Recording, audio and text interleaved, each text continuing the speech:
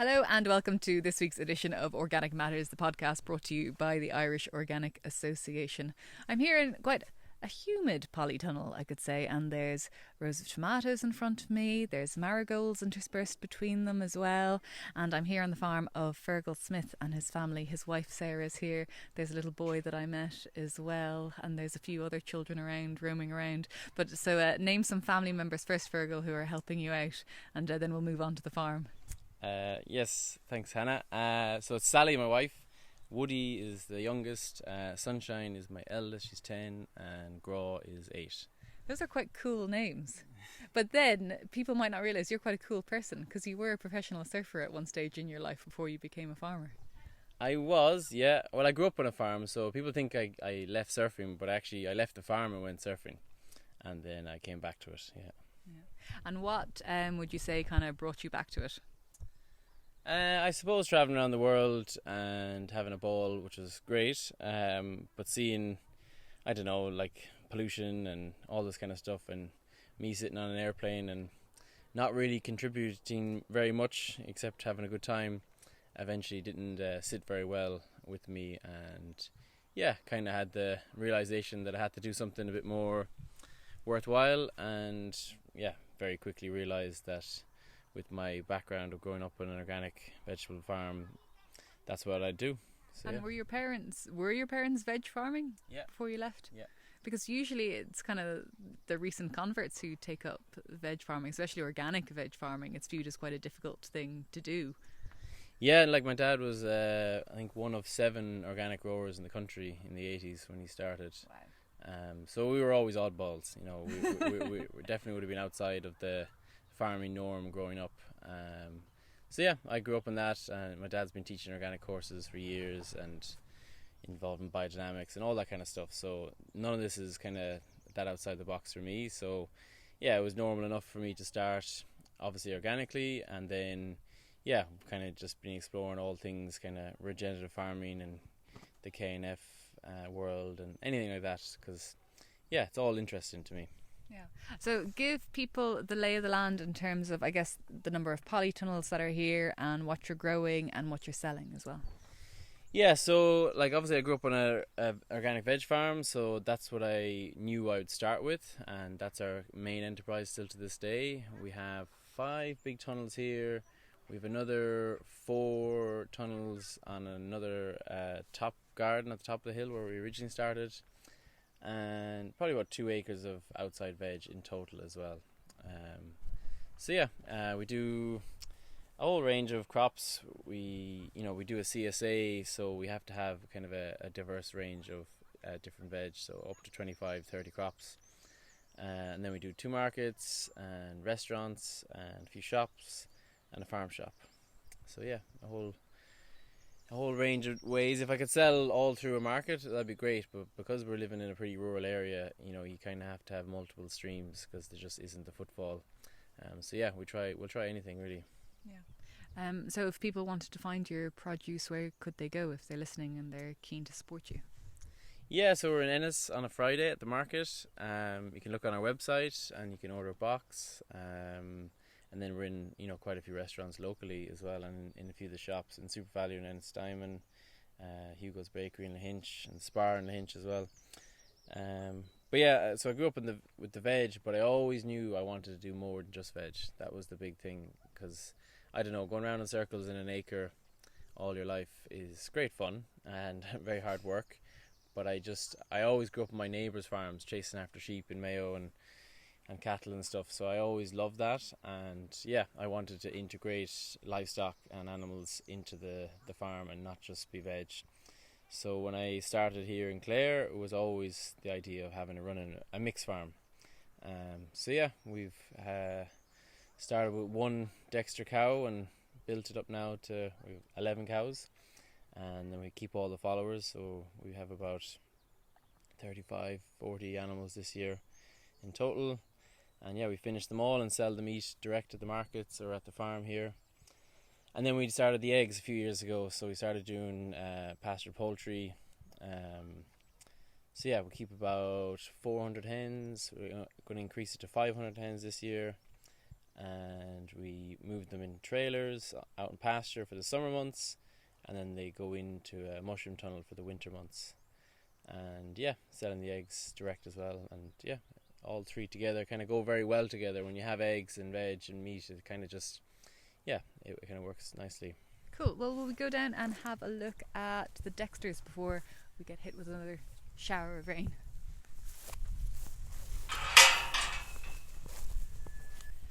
So Fergal, we're walking up to your Dexters here. Oh my god, they're adorable, and you've kept the horns on them as well. It looks like kind of taking a step back in time actually, but they're a really lovely, healthy looking herd. They have these kind of deep kind of caramel brown to them, and then there's a couple of black ones as well. So these are your suckler cows. Yeah, these are part of the family. They've been all grown from one animal, so every year they've been multiplying, and yeah, we're just about getting to a point now where we've enough animals. So we've 9 animals to finish this year, all from our own herd, which is pretty nice big step on the journey. And yeah, so finally having enough meat to supply a few people, because it's tricky when you only have a few, but yeah, we're getting there slowly but surely. And in terms of times a year when you calve, is it spring calving, autumn calving? How do you manage that side? So the bull will come back in the middle of July, so middle of April I kind of want them calving from then on. So end of April into May, like grass is just about coming here around that time, and yeah, having them on the best of grass. And they're, we have them out all winter if we can. They sometimes be in for a little bit, but realistically they're out all the time. But I want them out on, good grass and good weather. And yeah, we have them. Yeah, there was only 2 left to go now, and then that's them all. And how do you manage the housing element of it? Is it all kind of deep straw bedding? Is it some slats and straw bedding? No, just bedding. If I have them in at all, like very little.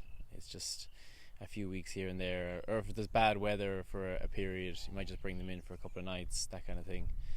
But yeah, to keep them moving, always move them. We move them twice a day, so I moved them at 6 this morning, and I'll probably move them at 8 or 9 tonight. And yeah, just little paddock moves all around the farm.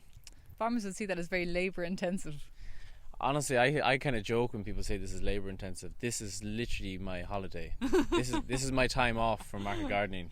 I get to come down here, hang out with the cows, roll up a wire, watch them all walk in, give them fresh grass. They're all happy to see me. It's my my good feeling part of the day, and I do it with the kids in the evening, and it's my own little thing in the morning. And yeah, it's only a joy. Like, it's only a pleasure to do this every day. Versus if people think this is hard work, they need to come and do a bit of market gardening for a while. A slurry tank just went by their slow spreader, and I'm wondering about fertiliser on your own farm. Do you spread lime? Do you use slurry? Well, obviously you don't really have a house. Do you use manure? What do you use? Yeah, so I actually did spread lime this year for the first time. Never done it before. Just we have pretty poor kind of acidic soil, so I said I should at least do that much. But other than that, I have an old JF muck spreader with the walking floor, so I use that to spread out compost. But we're practicing the KNF stuff where we're putting out microbes, so we're actually spraying a lot. So spraying that's Korean natural farming, just for anyone who's never heard of it. Yeah, the KNF, Korean natural farming, and all about putting microbes back on the land. Basically, our land is quite devoid of fungal life. We're operating in bacterial soils these days, so we need to get fungal life back there. And I think everyone agrees with that, but the KNF is the first thing I've come across that really gives you a step-by-step process to reintroduce fungal life.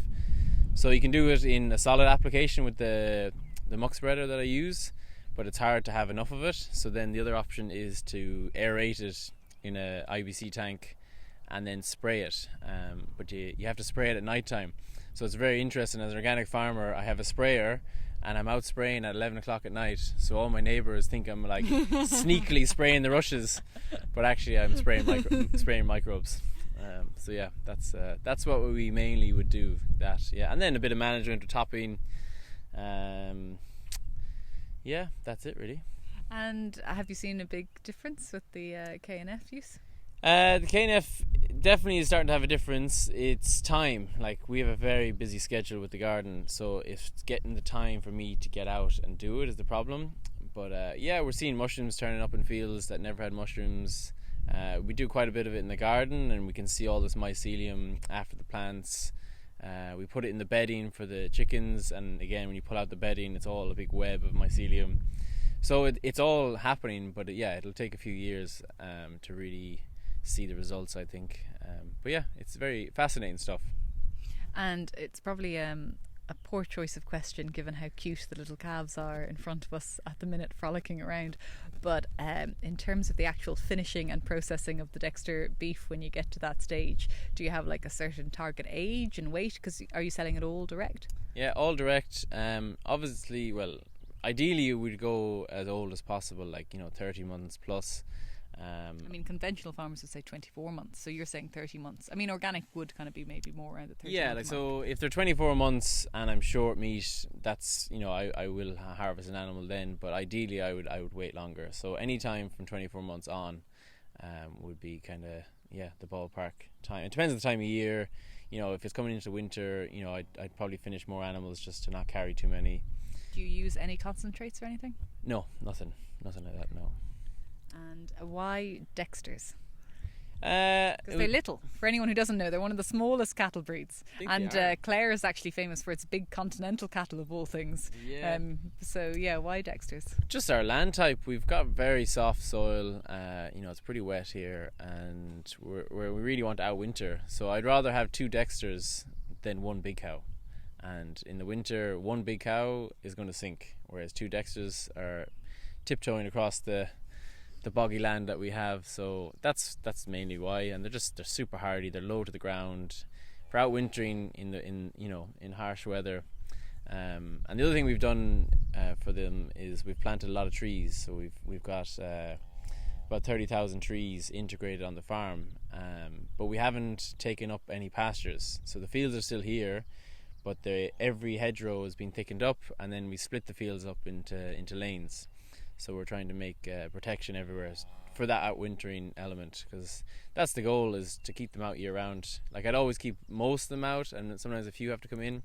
And if you keep the ones out all year, they're always the healthiest. Do you do any kind of special way of weaning or anything? Because I noticed that there are some weanlings in there with the young calves. No, I just leave them. Really? Yeah. Leave them alone, and the mother will kick them away usually. If I see it's getting close to calving and it still is feeding, I might separate them with a wire. We do have all our finishing animals over at the other farm, the rented land, and I can bring them over there if needed, but I generally don't have to. Yeah, they usually just do it themselves. No, that's very interesting, and they all look really happy and content. I'm interested in seeing your hen flock, so we might move on to them next. Yeah.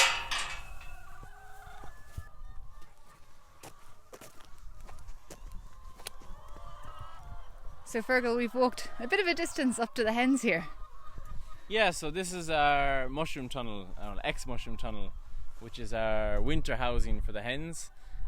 So we've a new flock just arriving, and they're going to go into the mobile chicken house, and then these guys are going to get sold off if anyone wants to buy them. So they're still laying, but the lay rate drops off, so I sell off the old ones, and then we have the new ones out in pasture for the summer, and then they'll go into this mushroom tunnel for the winter. Okay, so I've stepped into the mushroom tunnel, and I've noticed some solar panels outside as well. Yeah, we used to have just portable energizers, but we put in a proper solar array and a proper mains unit, and just to keep it secure for the winter. And then we've a nice egg collecting system, big long belt. Eggs roll out onto the belt, pull them towards you like this. Oh wow, it's just a bicycle wheel that you have there. Yeah. And then you can just collect them out here, so you don't have to go into the house. And all the hen eggs are lovely and clean, and yeah. Wow. So there's here. kind of roll-away nest boxes in that hens will lay their egg. It'll roll onto this belt. You can wheel the belt towards you and collect. Wow, there's tons of eggs. So how many hens would be in this mushroom tunnel? It was 400 last year that we got. Yeah. And what would be your lay rate in a day? We have lost a few as the year goes on, but Yeah, as they're getting a bit older, we've got 320 or something like that. Okay. But it'll be like nearly 90% all summer long. Wow. And then the winter drops off, and they don't really recover coming back out of the winter. Okay. So that's why I get a new flock, and then these get sold off. And I know sometimes getting organic hens can be an issue. How are you managing that? Yeah, it's a real challenge. There's only one real organic producer of organic hens, and yeah, so I've been waiting since January, and I've only just getting them now. And does that make it more expensive when there's only one producer as well? Well, it seems to be the same price each year, but they're not cheap. They're twice the price of conventional hens. Yeah, and the feeders as well. And I was going to ask, that was the next question. Organic feed can be expensive. Where are you getting the organic feed? What are you feeding them? Yeah, it's organic layer pellet from Kieran Milling up in Longford. But yeah, it's tricky because people are marketing free range eggs and are getting pretty much the same price as organic eggs. But our hens, the cost originally is twice the price, and our feed every day is twice the price. But we don't get twice the price in the egg. And the hens have such they have more space for one thing. The requirements in organics, you need a third more space for everything. So that again should give you a higher price, but it's very hard to charge more than what kind of free range people are charging, which is tricky. And are there other issues as well? I mean, I know you were talking there earlier before about wanting to expand the flock. Are there issues around that? Yeah, it's very challenging. The red tape with poultry, I highly warn people if they're going to get into poultry that it's the red tape is the hardest bit. Minding hens and collecting eggs and all that and selling them is nothing like the red tape. And yeah, it's just a challenge. There's so much red tape, and it's all there because of big industrial poultry, but the same rules apply to our scale. And what we be advocating for is two systems, two tiers. There's the industrial rules which obviously need to be in place, but when you're under a certain scale, there needs to be a different set of rules because we don't operate in the same system. Well, even I find it very difficult at home on our farm. We sell organic eggs and we sell out every week, and customers get really upset if they come and there are no eggs. But if I go above 50 hens, I have to get an egg grading machine and a certain egg packing house, and I don't have the capability or the facilities or even the financial kind of wherewithal to do that, and it makes it very difficult because it could be an added diversification and financial outlet for the farm. Yeah, no, it's very off-putting. Like you're basically encouraged to go big or get out, which is often the case in a lot of enterprises. But certainly with poultry, it's a very hard bureaucratic system to get through, and very slow, like to get up and going. We're producing a premium egg that we've never, we have customers queuing every week at all the markets, and it's not like we're producing a bad product, but we get so much there's so much paperwork and so many inspections to get through, and we're not an industrial house. What is your inspection load like? Because I get maybe one organic inspection a year and then one organic processing inspection a year, and the Department of Ag sometimes call, but it would be a spot inspection. Yeah, we have a department inspection every year, and the organics, they're standard. But because we are trying to scale up, and we are trying to get our mobile houses through the system, and they really don't like the mobile houses, so we have to have them inspected. So we have the department inspection, and then you have the organic inspection, and then we had a department vet inspection, and then it all takes months and months of time. Do you think the mobile will be more favoured in a way, because you can keep the hens so much more parasite free? You're giving them a new salad bar essentially every day. It should kind of be a favoured system if possible. That's the way we would see it, but the one rules are set for if avian bird flu is called and there's a house order called, they're looking at this mobile house to see if it's big enough for a lockdown case. And what I keep trying to explain to them in our system is, come November, when the weather gets too bad and the land's too soft, our hens come into this mushroom tunnel with loads of adequate space, so they're never going to be in the trailer. But our numbers of hens are set as if it's a permanent house, as if they're locked up. And I would never have hens locked up in a trailer. Like, that's not something I'm going to do, but they're the rules. So we're set to that rule on a mobile house. when actually they're only in there from 10:30 at night till 5 in the morning. You know, it's literally where they sleep. So it's tricky. Like, if we could have a summer rules and a winter rules, because it's winter time is when bird flu happens. But yeah, it's challenging, and it doesn't seem to be reforming anytime soon. So it's just good to tell people about it and explain to people, and hopefully get people to, you know, advocate for these same changes, because currently it's very off-putting if you want to get into poultry. You mentioned earlier, just to go back a step as well, like you grew up in Mayo on a veg farm. You're a first-time farmer, if you like, to County Clare, and you set up without even a cow to your name or an acre of land to your name, and decided to come to County Clare. Yeah. No, we're very new to the area, and there was no land that I had access to when I started. So we started with a half acre down in Moy, and then we started a little community garden there, and then we had borrowed 2 acres for a couple of years, or 1 acre for 2 years, and then in 15 we managed to buy some boggy acres on top of the hill, and then in 17, 18 we managed to buy this farm below here. But yeah, so it's been a long road, and then we leased another 60 acres now as well. But yeah, and it's something I would say, you know, how are we going to get more people into farming? Because unless you inherit land, it's a very hard road to get into, because I've just done it. But I take on interns every year, so I take on 3 to 4 interns from the growing season, April till the end of October. Often people who are going to inherit land, and trying to help them how to diversify their farms and, you know, make a living out of it, but also taking on people who want to become farmers and helping them on that road and how to get there. And that's, to me, what we need to be doing as a farming community and as a society as a whole, is we all talk about biodiversity loss and climate change and water quality, and the people who manage that are farmers. And I have no gripes with farmers. I think farmers are doing their absolute best. But we need new farmers, and we need more of them, and we need them educated in a way that isn't the conventional industrial system. It's more, you know, soil health based, and, you know, diversifying, so we can not just be, you know, specialized enterprises, more selling directly to the local communities. So this isn't being taught anywhere that I know of.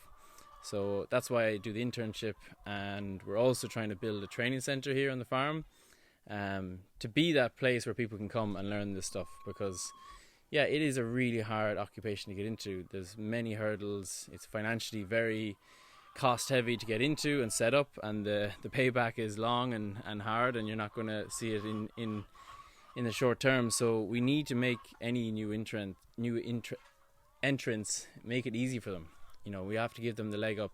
You know, ideally there'd be supports and grants and capital investments for people starting, but even just... Well, people say the Young Farmers Grant is there to do that, or the Young Farmers Incentive, but you already essentially have to have land to do that. Yeah, like, how do you get the land, you know? And currently, the way I see land is going, it's either going into big dairy, forestry, you know, you might have stud farms or vulture funds. They're the people who are buying, you know, big tracts of land. And do we want it in those hands, or do we want it in a young up-and-coming farmer? And if there's a young up-and-coming farmer who would like to farm and feed their local community, we as society should be helping them do that. And currently it's a closed door.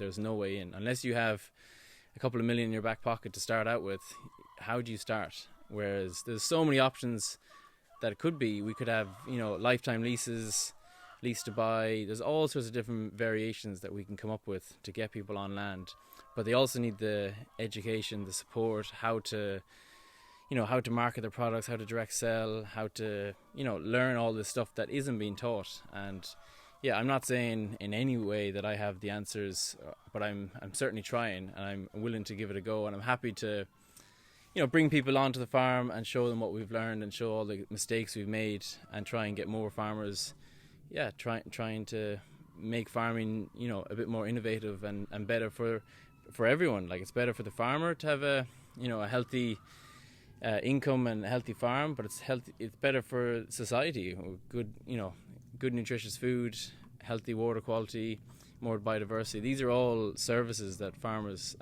can provide, and I think we all need to get behind that, really.